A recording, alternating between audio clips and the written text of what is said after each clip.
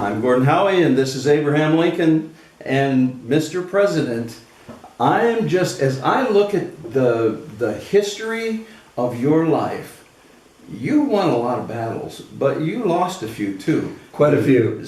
One that comes to mind is your debate, which was an incredible debate between you and Stephen Douglas. Stephen Douglas won that debate. Well, he won the Senate seat. And well, yes, so maybe 2 not years today, later. but what you may not know is that Stephen Douglas and Abraham Lincoln were both courting Mary Todd, right, soon to be Lincoln. Right. So you won that battle. Big time. And she was just a tremendous provision for me. She was, in fact, gifted prophetically. Didn't she really know you were going to be president long before you even thought about it? She knew it with an absolute, to the point where I just laughed at her. I even told, one time I was riding on a rail in a boxcar, and I told a guy, I said, my wife believes I'm going to be president. Ain't that a hoot? Well, Stephen Douglas is a very handsome man, and some people have said I wasn't particularly handsome. And they called him a little lion, and he was a great orator and quite a good dancer. I was probably one of the worst dancers that ever lived. In fact, I said, the only thing I know that can't hurt me that I'm afraid of is women. And I just getting the courage up to go ask her. She's the belle of the ball. She came from a plantation in Virginia. In fact, her brothers, her family were Confederates, but she was always loyal to the Union in spite of some false charges. Now, I want to interrupt your story because something you just said. She came from a plantation. What was her attitude about slavery? Well, she loved black people, had a great affection for black people, and she hated slavery. She loved Abe's heart and soul. They had many freed slaves in the White House, and we had many. Washington, D.C. was surrounded by camps, what they called contraband, because they were illegal. So they had escaped. And she gave $200 to educate, to teach black runaway kids how to read. So Mary's love and attachment for and to you may have been due in large measure because of your heart for the native, not native, but the black people who were in bondage at that That's time. right. She was a true believer. She struggled with her faith like I did from time to time. But one of her friends said, now you could obviously have Stephen Douglas. He's obviously interested in you. And why on earth are you going to choose Abe? And she said, well, he ain't much to look at, but he's going to be president. And this was like 20 years before he became president.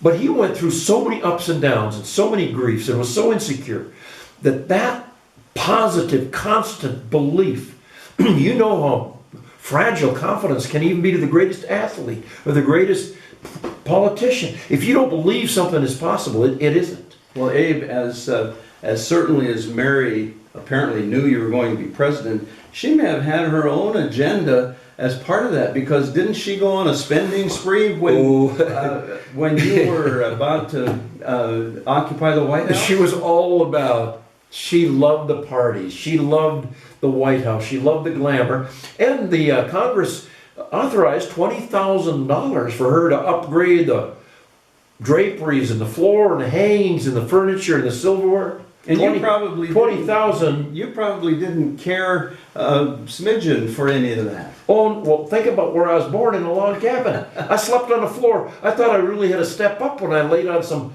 corn husks, you know. That was a big step. And my stepmother brought me a feather bed. But not Mary. But she grew up in luxury. Yes. In the antebellum South. And so she wanted, the White House, what's it got? Columns, it's white, it's a mansion. It's a fabulous mansion. She wanted to be there. There's no doubt about it. And she pushed like, she was a great cheerleader, pusher, never give up kind of a woman to her president, to her husband, who she loved. And so the $20,000 that had been allocated by Congress, she didn't have any trouble spending that, did she? And she spent 24, and this is, $24,000. We got the troopers out there with not decent blankets, weapons, uniforms, and she spends $24,000 on flub-dubs. It's probably the maddest I ever got at that woman. But I'll tell you what she went through losing the 2 sons, and then when William died, little Willie died, Elizabeth Keckley, this wonderful seamstress, this black woman, this articulate, wonderful woman, shepherded her and counseled her, and was in the room with me when she was screaming so loud, and poor little Tad was losing his mind. Because his mother was completely beside herself. So I said, come on, and Miss Keckley told others about it later. Come with me to the window, Mary, right now. Took her over to the window. I said, you see that building over there? That white building? That's an insane asylum. And if you don't stop this, 2 things are going to happen. First of all, you're driving me and Tad nuts. And you're driving yourself nuts. You got to get control of yourself. And after that, she did regroup, really. She did regroup dramatically until Abe was shot, and then she completely lost it for a while. And when you were shot, now we're talking about your heavenly perspective again. But Right. Share with our listeners your view of Mary after your assassination. Well, she floundered greatly. Here's something I know now for sure. We're surrounded by a cloud of witnesses, as it says in Hebrews. And I prayed for her. I prayed for her. I interceded for her. And yes, after Tad died, that means 3 sons, Robert put her in a mental hospital for a while. But she got out. And she's here now. She's in heaven with me. What a glorious, glorious end to a tragic event.